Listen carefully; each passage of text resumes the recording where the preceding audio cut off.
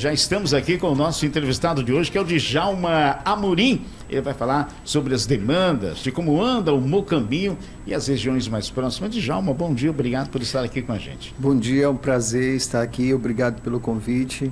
E desde já o assunto ele é muito pertinente à nossa realidade, né, o que nós estamos vivendo. E vamos lá. Vamos em frente, né? Vamos em frente. Chega, Eliezer, fica à vontade. É só saber, Djalma, bom dia novamente, obrigado por ter vindo. Saber quais os principais anseios da região norte, da sua região ali, quais as principais necessidades de se melhorar lá, quais as demandas que são mais pertinentes. Ok. Chico, nós que somos pessoas da ponta, eu em particular, eu sou uma pessoa, eu sou evangélico, coordeno um grupo de quase 300 jovens e também faço muito serviço social na comunidade. Hoje, uma das coisas que eu costumo falar no grupo em si e na região, o que dói mais nas pessoas é fome. Então, a nossa região, a região norte em si, tem sido uma região que ela tem sofrido muito com essa questão da fome e também da insegurança, né? A segurança pública, não só no nosso bairro, mas no estado de Teresina, ela está um caos, pode-se falar assim. As facções, elas têm dominado as regiões, em especial a Zona Norte. Elas têm realmente reagido de uma forma com muita veemência. E o cidadão, ele já teme hoje de estar na sua casa. E uma das maiores demandas do povo, que eu poderia relatar de antemão, seria fome. Né? O governo em si, o Estado, a Prefeitura, eles deveriam elaborar meios e recursos na qual pudessem estar alimentando o povo.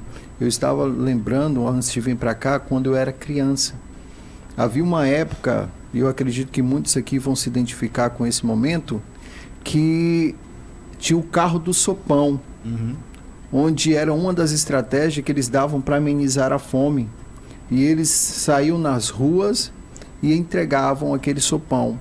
E depois daquele sopão veio aquele multimistura que muita gente também escapou, que foi uma das fontes que foi colocada nos hospitais, nos postinhos, as pessoas iam lá e pegavam. Então hoje, só te cortando, hoje a gente só vê, né, esse carro do sopão, do lanche, enfim, nas praças, né, para as pessoas que estão em situação de rua, né? Sim, e isso é algo muito voluntário também, né? Nós vimos mais sim, que sim. quando Esses projetos que você fala seriam, né, governamentais, digamos assim. Exatamente. Essas questões que são a questão do sopão, muitas vezes são os líderes de bairros, são os grupos religiosos, eles fazem isso justamente para assistenciar uma grande demanda deste grupo, mas a insegurança ela é real, a insegurança é muito real.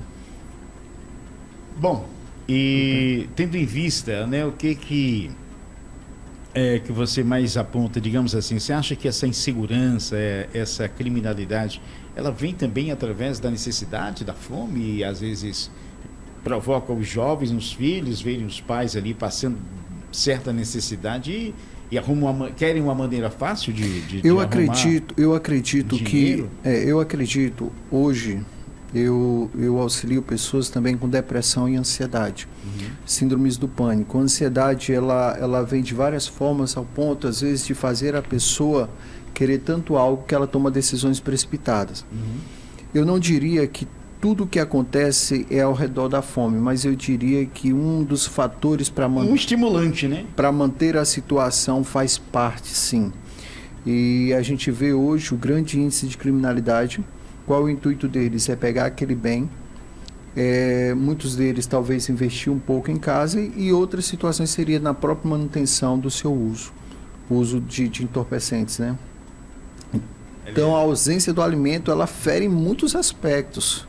Agora, Djalma, eu sempre discuto, sempre coloco assim, a questão da insegurança, as nossas leis, o estímulo de leis frágeis que não fazem com que o indivíduo realmente pague pelo crime cometido, esse não é um motivador maior para que a criminalidade se alastre, se espalhe, possa estar se expandindo? Porque assim, eu não estou aqui defendendo o Estado, nem não tenho procuração para defender, mas eu vejo que a polícia trabalha de fato, trabalha Sim, muito. sim. A polícia prende, a justiça solta. essa impunidade por parte da justiça não acaba fomentando a criminalidade? Sim, né? A gente vê, é uma realidade, é a própria lei, a mesma lei que ela prende, é a mesma lei que há brechas para que solte.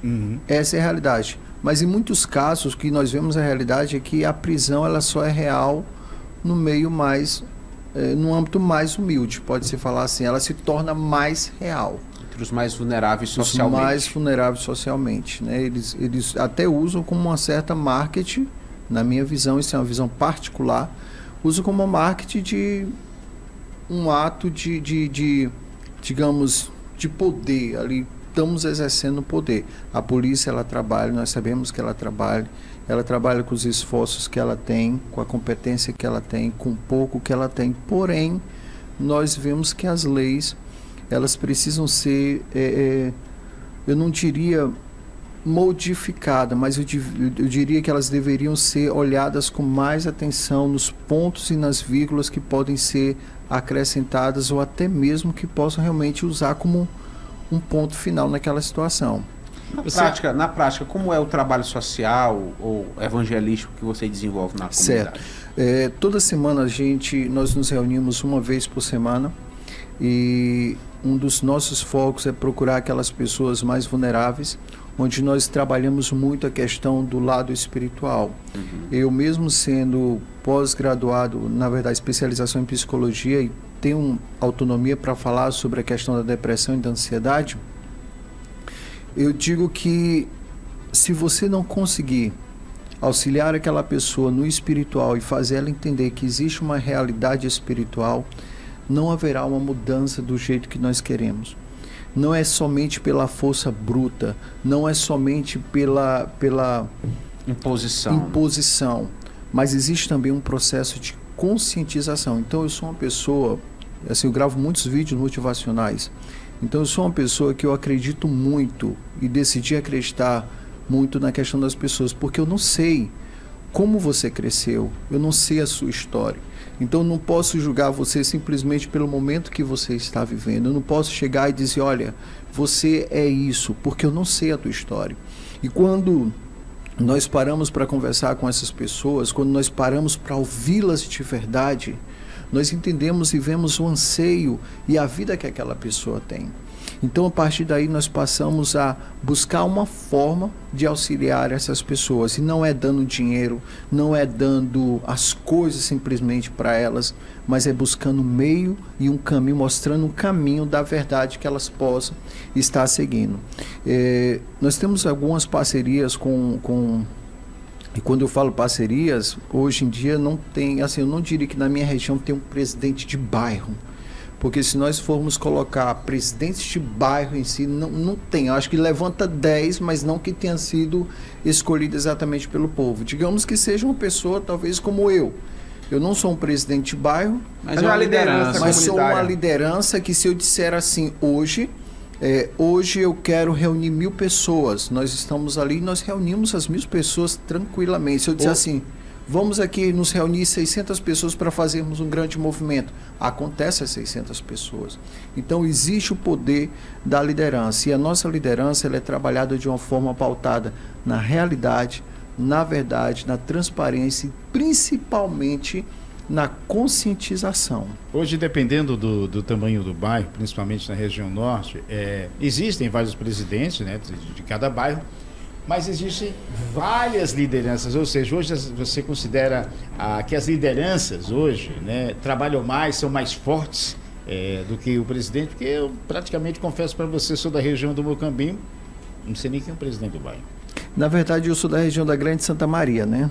E ali nós temos um contato muito grande com todo o povo da Zona Norte. Eu tenho grupos envolvidos em toda Teresina. Então, em toda Teresina nós temos um grupo onde nós trabalhamos da seguinte forma: aonde tem alguém que realmente precisa, a gente procura uma forma de estar assistenciando essas pessoas. Cestas básicas, que é o processo da fome, é um ato que nós fazemos de segundo plano. Mas o primeiro plano é a conscientização da verdade e do que aquela pessoa, mostrando a capacidade daquela pessoa que ela tem para vencer e prosseguir. Hoje nós temos aí o Vale Gás, nós temos o Bolsa Família. Isso não é o suficiente, digamos, para amenizar um pouco dessa fome, ou existe uma outra maneira? Qual a sua visão? Aliás, é essa, né? É levar a palavra, é levar a conscientização que a pessoa é capaz, né? Para não ficar dependendo desse assistencialismo. Eu acredito que tudo que entra no bolso da pessoa mais carente é uma ajuda. Agora, como é um socorro, né, no primeiro momento. Isso, eu acredito que tudo que entra, seja de Vale Gás, seja de Vale Refeição, seja o que for, o que entra é um socorro. O que não pode é tirar.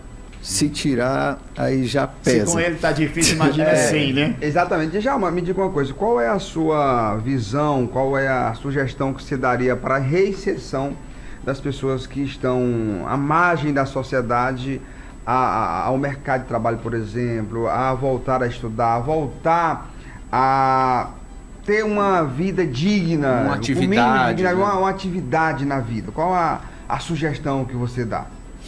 Olha, quando eu falo sobre a questão de conscientização, ela já entra nesse princípio.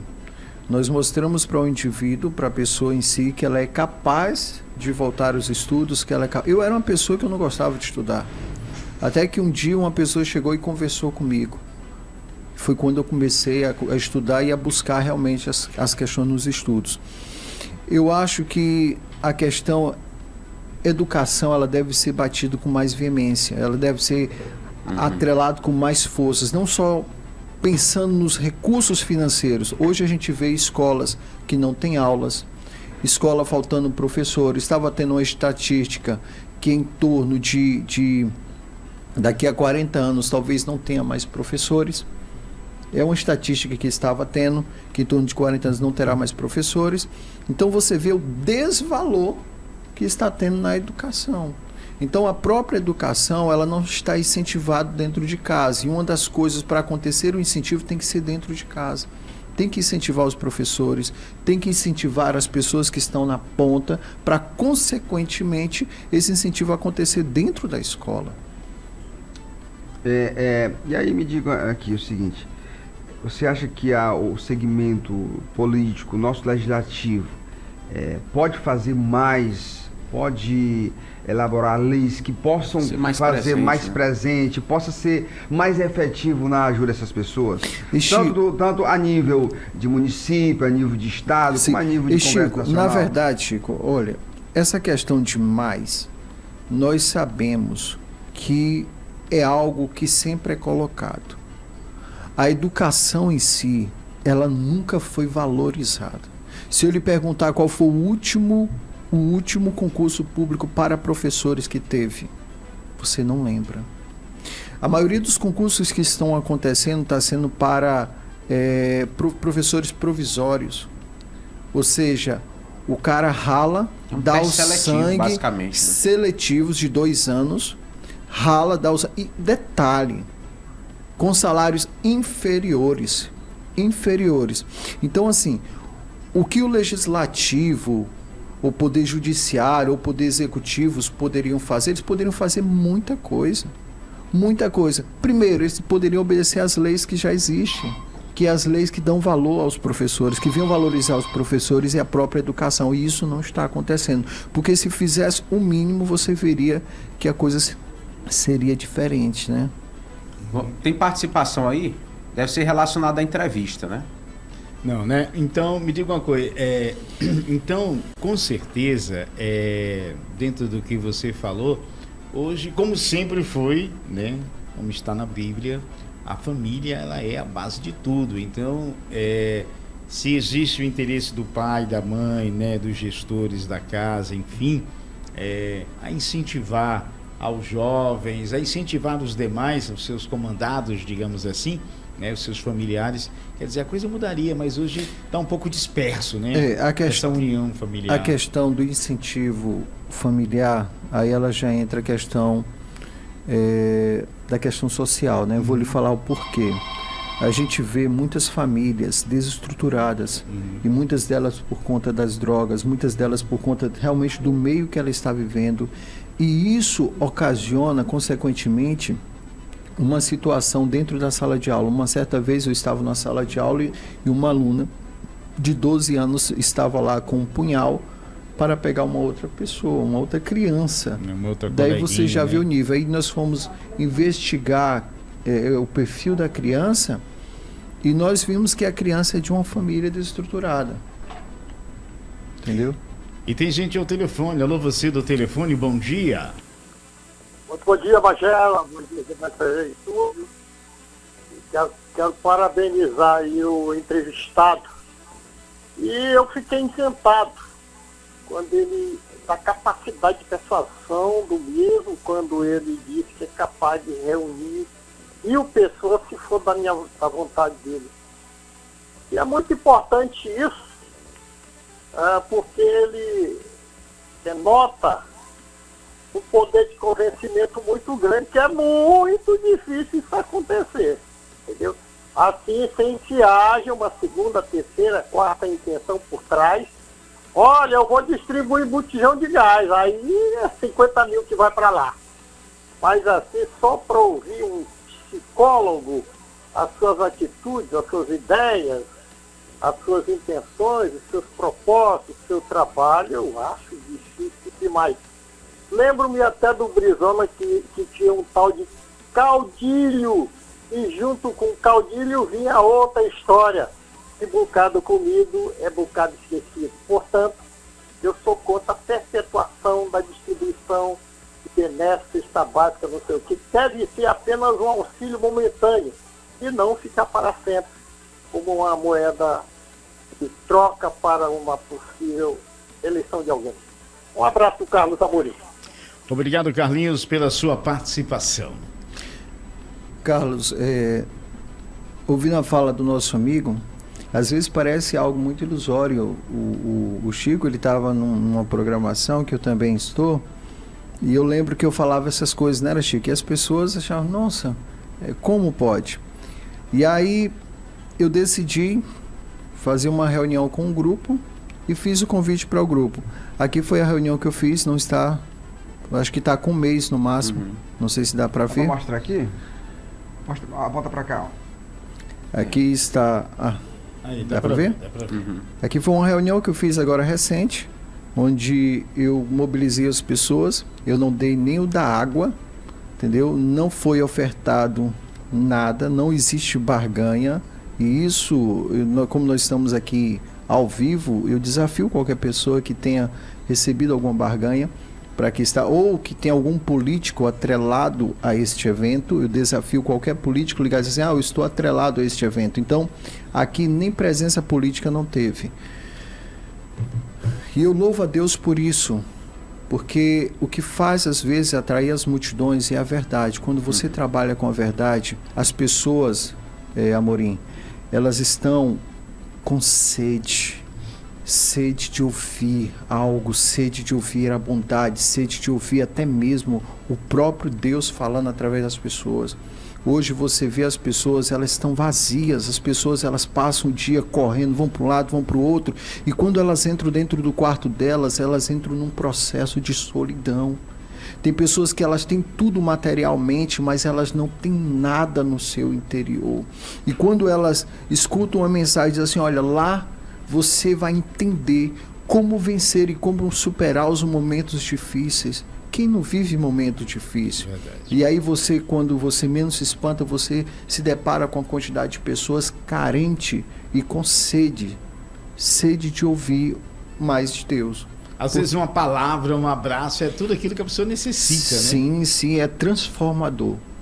Quantas pessoas já chegaram até mim e disseram, Djalma, eu devo a você, eu digo, você me deve o quê? Eu devo a você. Ou seja, às vezes quando nós falamos uma palavra positiva sobre a vida de alguém, sobre a transformação da vida de alguém, é tão poderoso que a gente não entende o poder daquela palavra sobre a vida daquela pessoa.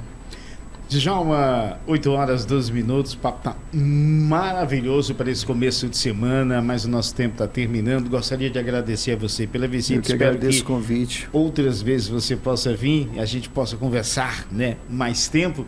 E a gente agradece a você pela presença. Muito obrigado, eu agradeço a todos e Deus abençoe, e todos os ouvintes e os que estão assistindo sejam abençoados também pela graça de Deus.